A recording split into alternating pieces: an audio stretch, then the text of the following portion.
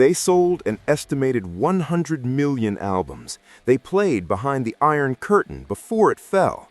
Their ballad became the unofficial soundtrack of the most important political moment of the 20th century. Then grunge arrived, and America erased them like they had never existed. No scandal, no implosion, just the spotlight moving to someone younger while they stood on stage, still perfect, suddenly invisible. This is the rise and fall of the Scorpions. Hannover, Germany, 1965. The city is still rebuilding from the war. In that shadow, a young rhythm guitarist named Rudolf Schenker makes a defiant decision.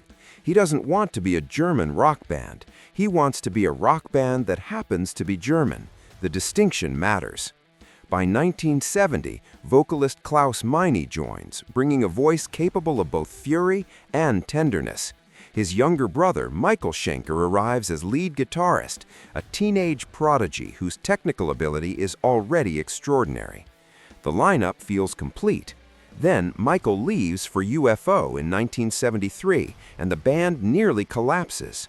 Rudolf rebuilds around guitarist Uli John Roth, and the tension between Roth's classical virtuosity and Rudolf's commercial ambition produces some of their most powerful work: Fly to the Rainbow, Virgin Killer, Tokyo Tapes.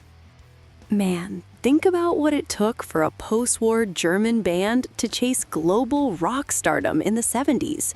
Rudolf Schenker didn't want to be a German rock band. He wanted to be a rock band that happened to be German. That mindset built something timeless.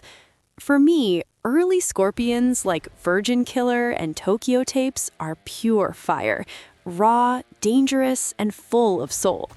If you're a Scorpions fan, what's your favorite deep cut from the Uli John Roth era? Drop it in the comments.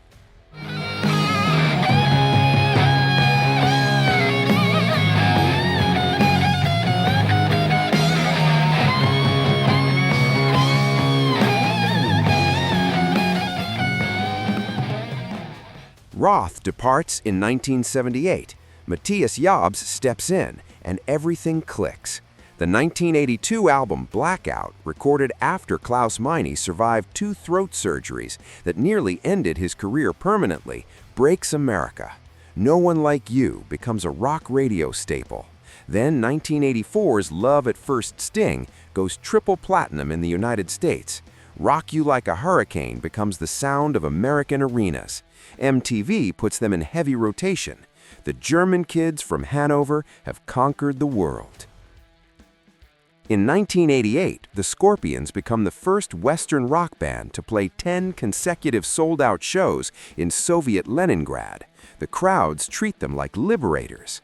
In 1989, Klaus Meine stands on the stage of the Moscow Music Peace Festival and watches a generation of people who have lived their entire lives behind a wall, singing along to songs in a language they barely understand.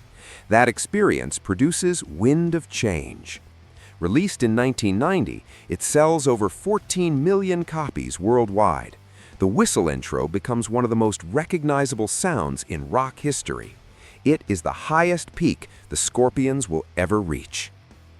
And then, in 1991, Nirvana releases Nevermind. Overnight, everything the Scorpions represent, the theatricality, the polish, the arena spectacle, is labeled inauthentic. Flannel replaces leather. Grunge redefines rock's rules. And the Scorpions, who spent decades earning their sound, are dismissed as relics by a generation that wasn't there when it mattered. This part really hits me. Wind of Change becomes the anthem of a freed world, and then grunge arrives and America just moves on. Was it fair to arena rock bands like Scorpions, or was it just time shifting?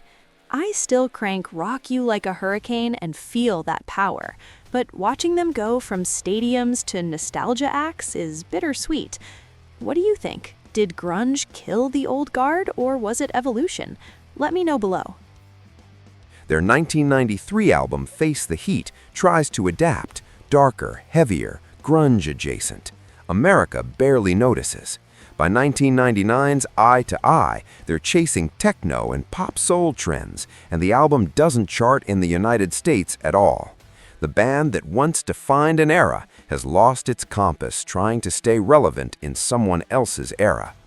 They survive. Europe, Asia, and Latin America never stopped loving them, but America had moved on. They remain absent from the Rock and Roll Hall of Fame to this day. They didn't fail. Time just moved on without them. And that might be the saddest kind of ending there is. This is Voice of Legends. Subscribe because every legend deserves the full story.